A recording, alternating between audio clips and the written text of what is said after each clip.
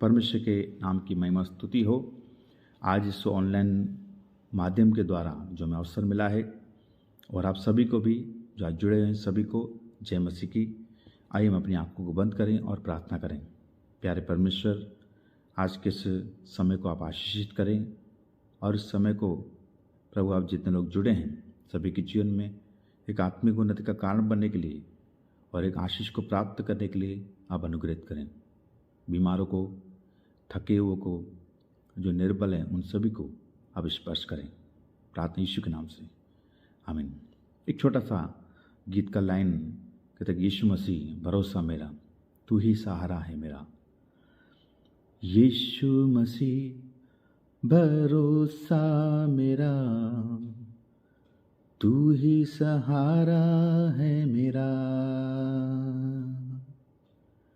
मुश्किल समय में तू ही दिलासा, साथ रहेगा तू सदा।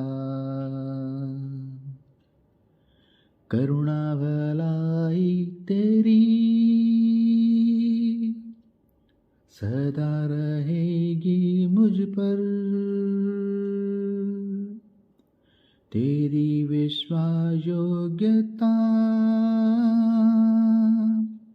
देखूंगा मैं उम्र भर।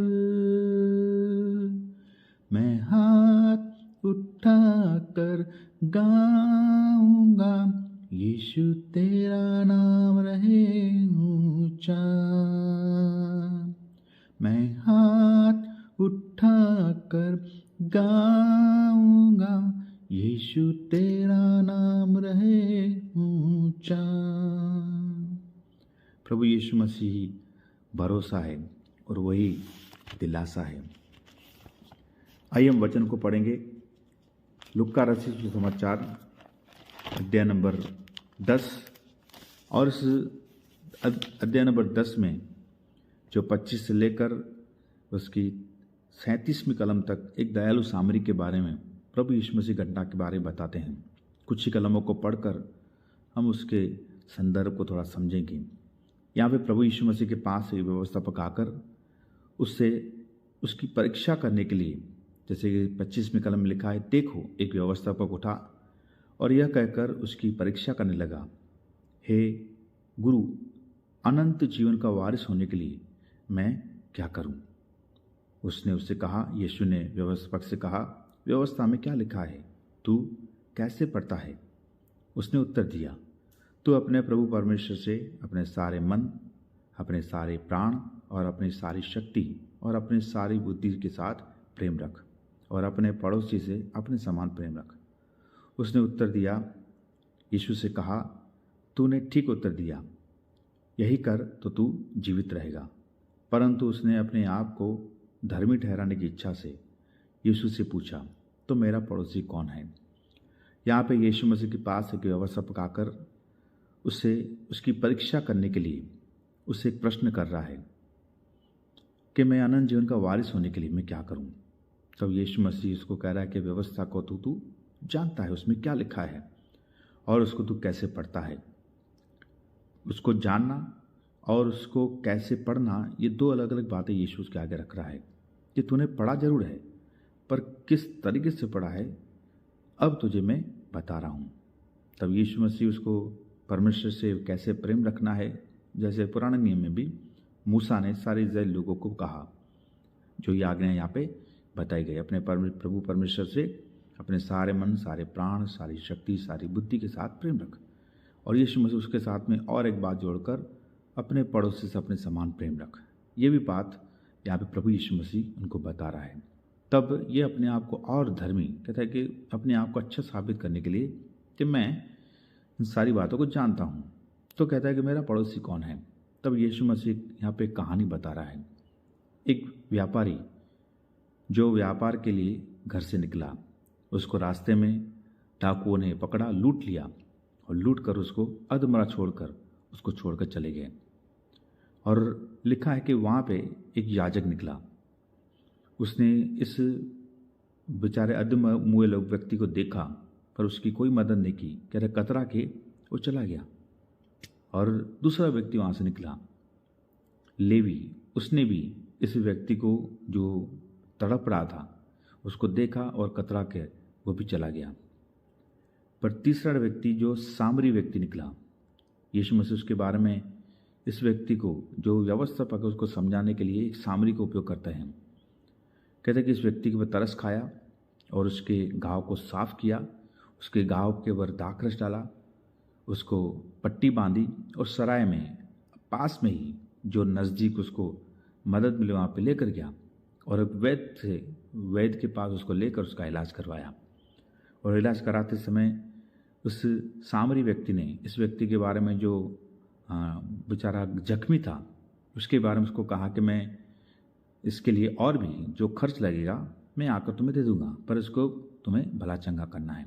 तब यीशु मसीह इस व्यवस्थापक को कह रहा है, अब तेरी नज़र में तू बता किन तीनों में से इसका पड़ोसी कौन है।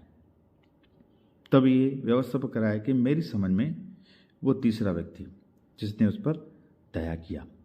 तब यीशु मसीह कहता है कि उसकी लास्ट कलम में 37 में उसने कहा वही जिसने उस पर दया किया। तब यीशु ने उससे कहा जा तू भी ऐसा ही कर।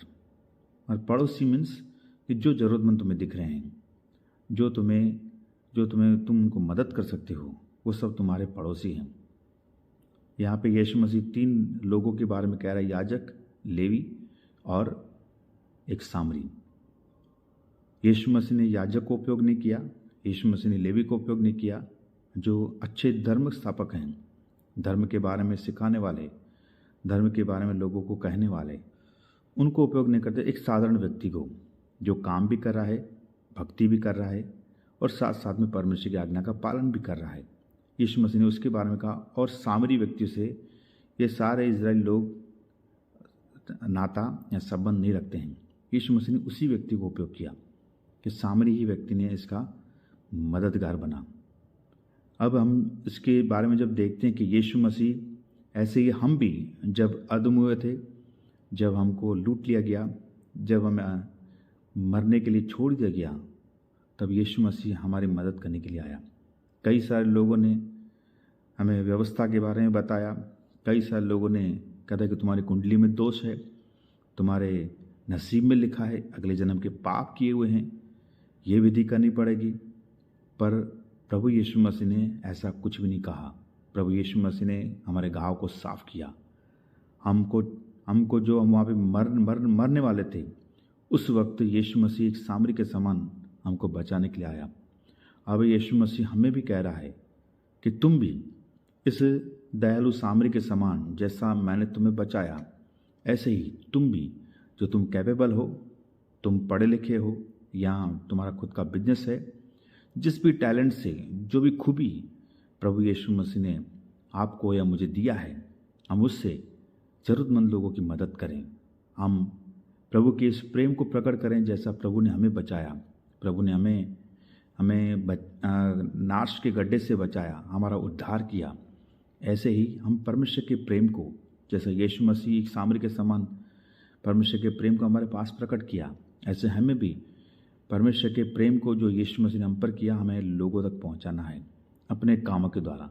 सिर्फ भक्ति करने के द्वारा नहीं, सिर्फ हालेलुया जय मसीह के करने के द्वारा नहीं, सिर्फ मुझे 50 वचन याद है, मैं हर रविवार को चर्च में जाता हूँ, मैं अपनी आमदनी का दशमांश देता हूँ, उतने तक नहीं, बल्कि सच में हम लोगों के बीच में उतर कर सिर्फ मसीह लोगों के लिए नहीं, सिर्फ ख्रिस्ती लोगों के लिए नहीं, बल्कि संसार के अंदर जितनी जाति के लोग, जितने संसार में जितने भी भाषा के लोग रह रहे हैं, सभी परमेश्वर के चुने हुए लोग हैं। परमेश्वर सभी से प्रेम करता है, वे हमारे पड़ोसी हैं। और यहाँ पे यीशु मसीह में यही इस घटना के द्वारा कह रहा है, जा तू भी ऐसा ही कर, तो तू अनंत जीवन का वारिस बनेगा, तेरे द्वारा परमेश्वर की महिमा प्रकट होगी। इसीलिए ही संसार में परमेश्वर हमें भेजा है। आइए हम प्रार्थना करें, इन वचन के अनुसार परमेश्वर हम सभी को उपयोग करने के लिए हम अपने आप को समर्पित करें। प्यारे पिता, इन वचनों के अनुसार हम अपने आप को आपके हाथों में सौंपते हैं। मैं इस सामरी के समान अपने आप को सौंपता हूँ। मैं सभी का आग्रह करूँगा, जितने लोग ऑनलाइन सुन रहे हैं, इस वचन के अनुसार अपने आप को सौंपिए, ताकि जो परमेश्वर हमारे द्वारा काम करना चाहता है, उन बेचारे जख्मी, बेचारे दुखी अवस्था में उनको बचाने के लिए हम उपयोगी पात्र बने। धन्यवाद प्रभु जी, इन वचनों से कई सारी बातों को आपने समझाया और मैं विश्वास करता हूँ कि सुनने वाले हर एक व्यक्ति को आपने स्पर्श किया। ये वचन सभी के लिए आशीष का कारण ठहरे। ये प्रार्थना यीशु मसीह के नाम से पिता, आमीन।